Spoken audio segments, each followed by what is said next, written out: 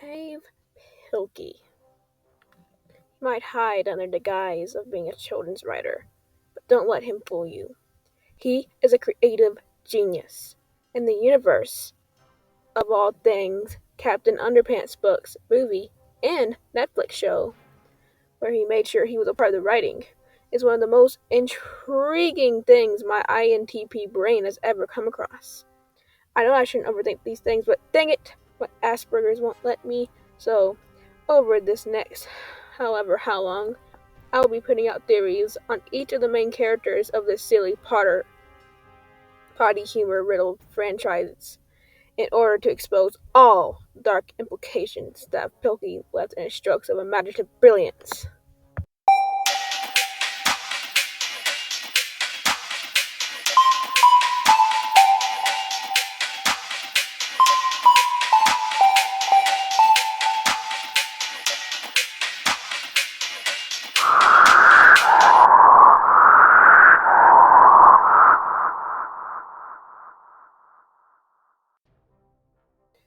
Mr. Benjamin Benny Krupp, the main antagonist, the cruel, cold-hearted principal dead set on expelling the thorns in his side, George and Harold.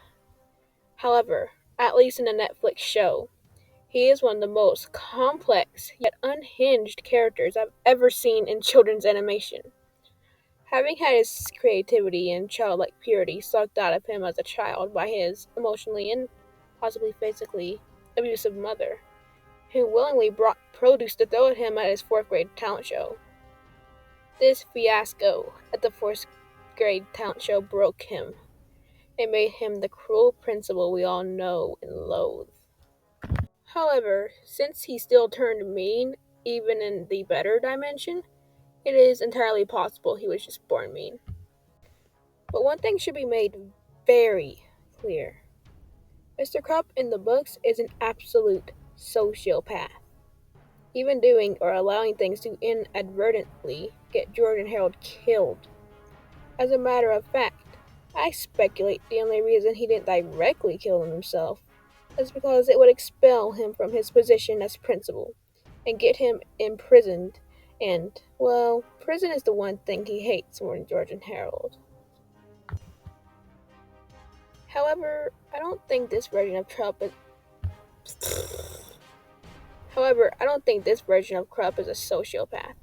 Simply a hurt and deeply lonely person who, still inexcusably, wants to hurt others in an attempt to understand his own traumas and gain a sense of control that was stripped away from him at a young age. However, there are multiple moments where it almost almost seems like he wants to be friends with George and Harold. Because seriously, who wouldn't want to be friends with them? Their treehouse has grape soda dispensers and cable.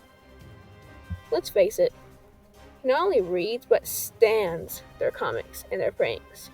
He obsesses over them nearly nonstop. Whether out of intense hatred or fulfilling his role as a principal, uh, he constantly asks them to come to his office more than any other student in the school. And you can say that George and Harold are the worst, and they are as far as it comes to pranks, but you can't tell me there's not other problem students in a school of that size. And yet, we don't really see that. Speaking of which, I thoroughly believe that him being the principal, for better or for worse, is inevitably the one role he will always come crawling back to. If he's ever done something truly intelligent, it's when he basically said that he is the hot air for their water balloon. It gets to a point to when future Melvin and Melvin fire him, he completely loses it and ends up in the middle of the woods screaming at two gerbils, absolutely believing they are George and Harold. His sanity hinges on George and Harold's presence. Without him, he has no one. He absolutely adores their freedom, individuality, creativity, and their type of intelligence. However, a neglectful and psychologically abusive man like him is able to continually gain George and Harold's sympathy and to be honest, to me, that's quite frankly disgusting and a textbook example of manipulation. But since season 3 ends with them on okay terms, it's hard to tell what's going to happen next. Based on his past behavior in trailers for Choice-O-Rama, I doubt that he will last for long. And I'm forced to believe that his manic behavior in the Choice-O-Rama trailers is due to a personality switch. But we'll see about that. In the episode where he traveled off to find the Fountain of Hair, he recognized only George and Harold by name. Isn't that strange? With so many other students, you're telling me he couldn't understand or remember any other names? Except for maybe Melvin's if he was there. And he takes the entire group with him and doesn't show a hint of his usual cranky self. After all, he was no longer in a position of power, and that's it. Power is the key here. Whenever he's not in a position of power, he becomes unhinged, even more compulsive, spending his entire life saving just to get his hair back. Speaking of his hair loss, it's obviously due to stress, but it's just another example of his obsessive personality. In season 3, there's a moment where he is talking to a toilet plunger with a toupee and like it's his therapist. While this was a joke, it honestly is another moment of a schizophrenic breakdown on his part. Also, don't forget, the moment when he snapped his own fingers and didn't transform, this could be one of three things. Mistake. Proof he can't turn himself into Captain, unlike his other iterations when he snaps. Or, if he does indeed have some sort of subconscious free will of when he turns into Captain. This all feeds into the theory that Krupp not only reads but enjoys the Captain Underpants comics by George and Harold. So much that he wanted to be Captain Underpants himself, thus allowing himself to fall prey to George and Harold's hypnotism. Like, how else was he able to mimic Captain so perfectly? All his catchphrases, behavior, inflections, he nailed it all to a T. And if there's one rule to hypnotism, it's that you can't hypnotize someone who is not willing to be hypnotized. And you can't turn them into something they aren't willing to be or are just unfamiliar with. Game Theory, actually, was it Game Theory that did a good video on that? But there are other reasons to believe their personalities are merging.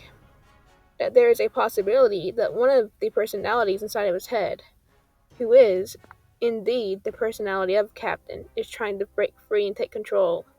Is it Smiley? Who knows? However, that could actually be a separate theory on its own. But now, it's my favorite part. Punishing him for his crimes. And this is throughout all three franchises. Let's go. Child abuse, child neglect, harassment, blackmailing, unlawful discipline, stalking, purposeful endangerment of children, and implied animal cruelty. Arson, implied, and direct assault as Captain. So what's my diagnosis?